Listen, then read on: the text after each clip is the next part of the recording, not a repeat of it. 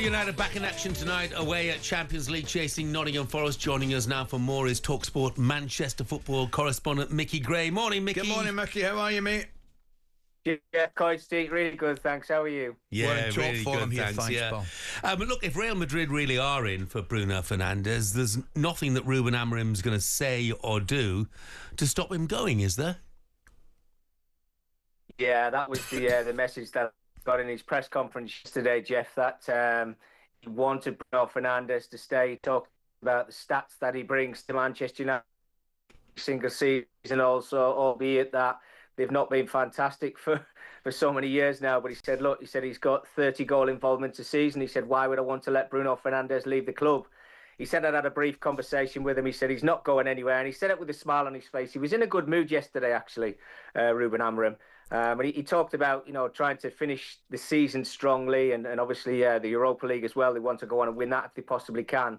And he wants to try and put a smile back on people's faces because it's been so long that it's just been terrible at Man United. And I think the international break probably came at the worst time because the period for Man United over the 3 or 4 games prior to that international break was probably their best since he walked through the door.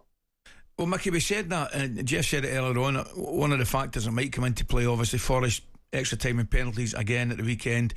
United have a little bit of a break. That said, Forest got an opportunity to do the double over United for the first time since Brian Clough. I mean, it's a remarkably tough game to call now. Oh, absolutely, Coisty. Yeah, and I think Man United they'll have to go cautious, like a lot of sides now do have to when they play against Nottingham Forest, certainly at their ground, because they've been absolutely outstanding. I mean, they've still got a chance of chasing down Arsenal, haven't they? But I think the style of football has been so good on the eye to watch from Forest this season. The way they just soak up pressure and then they just break with Gibbs White and the forward players that they've got. They've been absolutely fantastic. I'm not quite sure if Chris Rudd is shaking off his injury, but he'll be a bit of a miss if he's not playing for them. I think he just gives them that little bit of an outlet as well, and his goals have been incredible this season. But I think Man United themselves, they've got a couple of players coming back from injury as well, haven't they? Harry Maguire, I think Lenny Yoro got a mention yesterday as well. But Erasmus Højlund, I think there's a funny one, isn't it? I mean, he scored his first goal before the international break. Then he goes away with his country, and I think he scored for his country as well. I still can't make my mind up whether I think he's going to be Man United moving forward or they still need to look for another centre forward. But it's a big game for them. Micky, Marcus Rashford obviously making a few headlines for Aston Villa. Could you see any scenario where Rashford returns to Old Trafford and is part of Ruben Amorim's plans? Well, again, Jeff, this is in his press conference and a couple of people asked him questions about Marcus Rashford and he said, look, he's not my player at this present time. And he never really speaks about the players that are out on loan because he also got asked about Anthony as well, who we know is in decent form at Real Betis. I'm not quite sure what's going to happen with Marcus. I'm sure there's been brief conversations with his agent and the football club itself, and I'm talking Manchester United here. I don't know which way they're going to go with him. If Marcus comes back and he shows the form that we've seen in an Aston Villa shirt, then they're getting a fantastic player again. But I think that ship might have sailed. I really do. I think the summer's going to be an interesting one for Manchester United. If they don't go on and win the Europa League, then they've got no funds to go and bring in players for Ruben Amorim to move forward.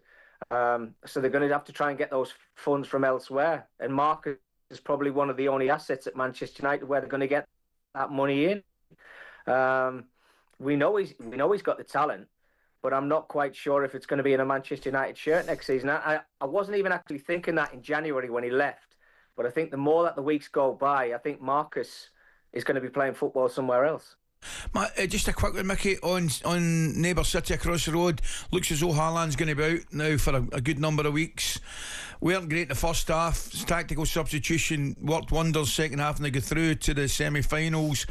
I mean, would an FA Cup victory and a Champions League place, which isn't guaranteed, be a satisfactory season? Well, Coisty, I think with City, I think we just expect them to go and win the Premier League or the Champions League and get to the latter stages every single season. I suppose if they keep the trophy cabinet or keep adding to the trophy cabinet, I suppose that's a bit of a bonus for them. But I think it's just been one of them seasons where everybody's probably looking off the field at the stuff that's been happening, these 115 counts. When are we actually going to get that answer from that? I think they started the rebuild in January. I'm sure they're going to try and do that in the summer. Nobody knows what's going to happen with Man City with these transfer embargoes, if it's going to happen or if they're going to get points deduction. But if they can finish in Champions League football and pick up the FA Cup, I suppose any other side probably would say that's a successful season. Yeah. Mickey, thank you, mate. Thanks, we all the best. Thanks, Jeff. Thanks, Coisty. talkSPORT Breakfast, waking you up Monday to Friday morning from 6 a.m. on AM, on DAB, via the talkSPORT app and on your smart speaker. talkSPORT.